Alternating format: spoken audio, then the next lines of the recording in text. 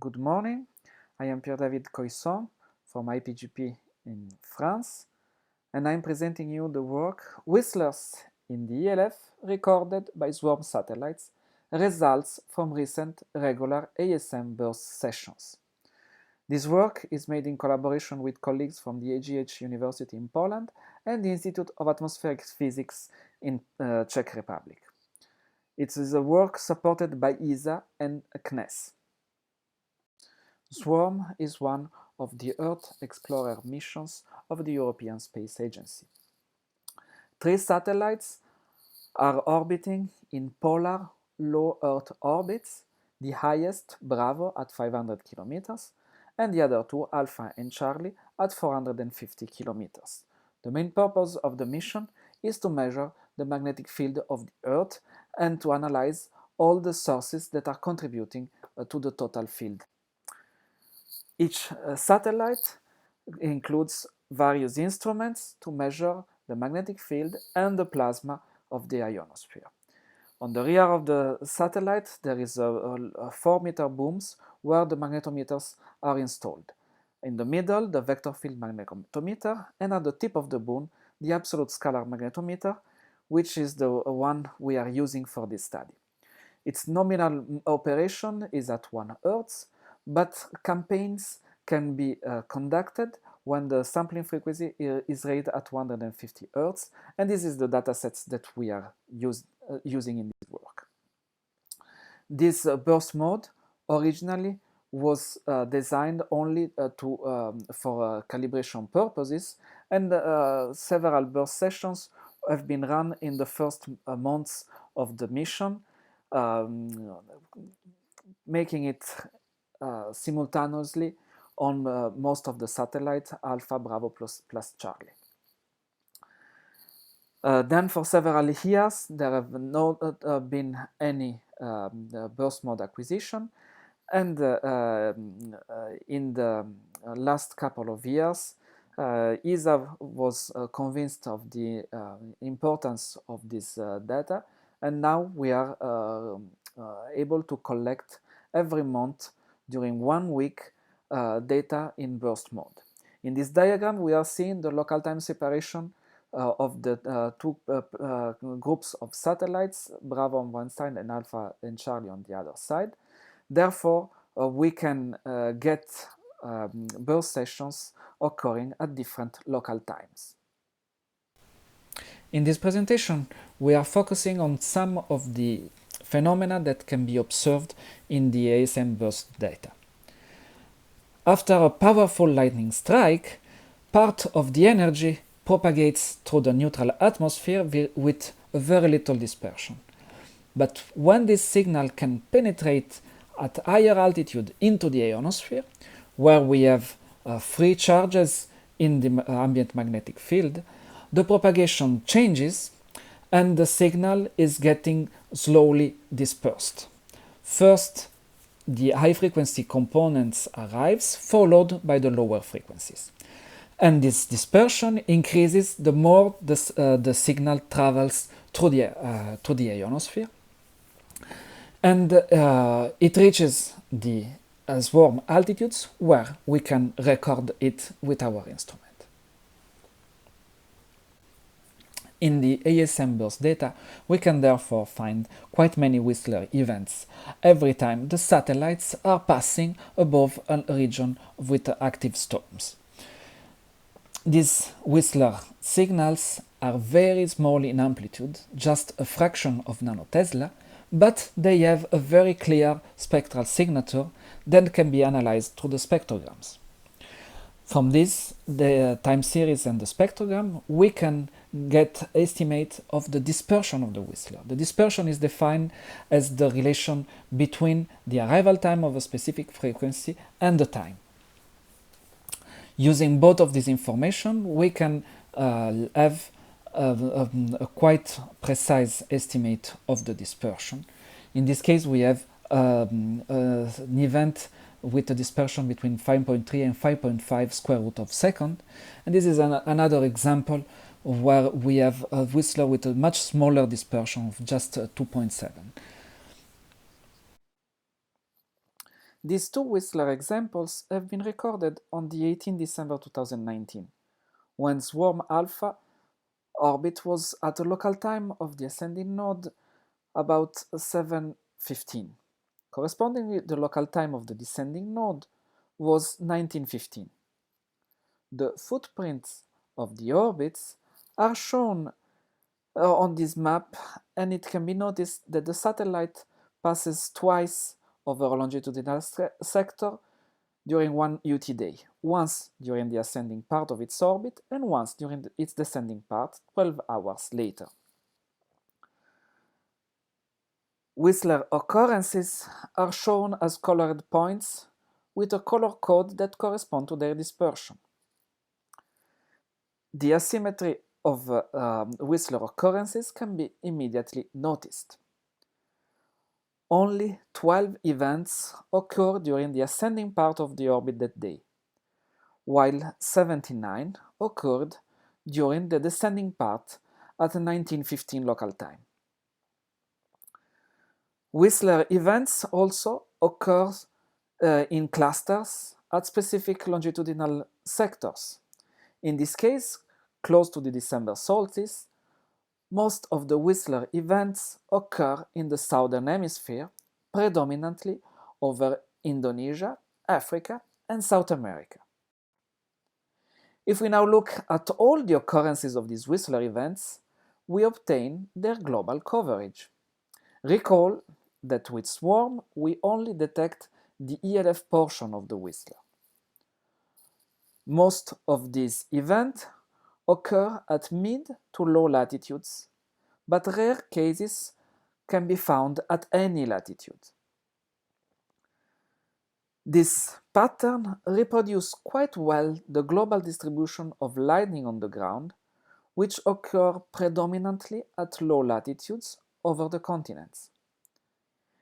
It can be noticed that over the Atlantic and the Pacific Oceans, the density of points is lower than over the continental masses. These figures include some data that were recorded in 2014 during high solar activity, and most of these points correspond to data recorded between 2018 and 2020, years of extremely low solar activity. The color scale is again the dispersion, but in this case it covers up to 15 square root of Hertz, larger dispersion to allow higher dispersions in mostly high solar activity. It can be seen that the largest dispersions occur predominantly at low latitudes, close to the magnetic equator, and they reproduce the signature of the plasma distribution in the ionosphere. The largest electron density values occur close to the magnetic equator. Taking a look at the local time distribution of Whistlers, we can follow the diurnal variation of their occurrences at swarm altitude.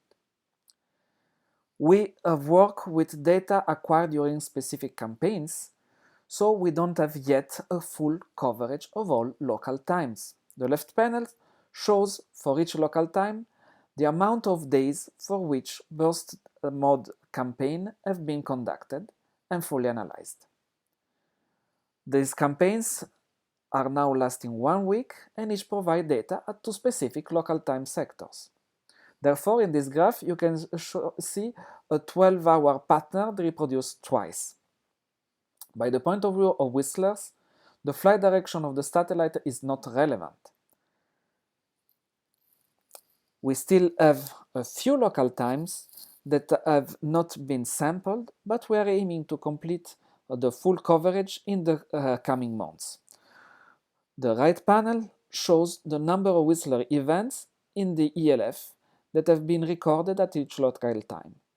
In this case, the daily pattern is showing a complete different figure, with a very small number of events occurring in the light night hours and during the first part of the day. The number of events increases in the afternoon to reach a maximum at about 21 local time. We also investigate the lightning strike that originated this Whistler event using data from the ELF magnetic stations of the WERA network and from the worldwide lightning location network. This one detects lightning strikes using VLF measurements. The three stations of WERA allow to detect all strongest discharges that are occurring around the world and allows to obtain information of their intensity and the location of the lightning discharge. This figure shows an example of two lightning strikes occurring one after the other in the southern part of Africa, while a Swarm Alpha satellite was orbiting in this region. The first one was recorded by the tree ground station and produced a clear Whistler. The second one was a little less strong, but the Whistler signature is quite different. We can see in the spectrogram a gap around 50 Hz, and then these events are followed by large oscillation at few Hz that last for about half second. To have a better understanding of the propagation through the ionosphere, we developed a ray tracing algorithm that allows to compute the path of the signal from the base of the ionosphere up to the satellite position. In this diagram, we have the side view of the southern hemisphere of the Earth. The neutral atmosphere is represented in light blue, while on top of it, the ionosphere in shades of copper. In these examples, various ray paths are computed, displayed at different orange and red colors, and this trial and error analysis is done to find out the best propagation path allowing to reach the satellite position, represented by the white dot. Through ray tracing, it's possible to compute the propagation time of each of the frequency component of the Whistler, and this computation time is strongly controlled by the ionospheric profile that is considered for the calculation. In this example, the climatological array model have been used, but there is a need to a representation of the ionospheric background much closer to the experimental conditions. For that purpose, we analyzed events that occurred within 600 kilometers from ground ionosomes, since they can provide the profile in the bottom side of the ionosphere. We also used the in-situ measurements of electron density provided by swarm satellites. In this way, we were able to construct various ionospheric background environments to compute the ray tracing simulation. Two examples are shown in this figure. On the top panels, the various background ionospheric profiles are shown. In blue, the profile from the ionosonde measurement extrapolated in the topside ionosphere. In red, we have the climatological IRI profile, and in yellow, the profile constructed combining the ionosonde bottom side profile with a topside profile passing through the experimental swarm electron density. The bottom panels show the corresponding propagation times for the Whistler frequencies, following the same color code. Additional points are added to display the dispersion as has been recorded in the ASM Whistler data.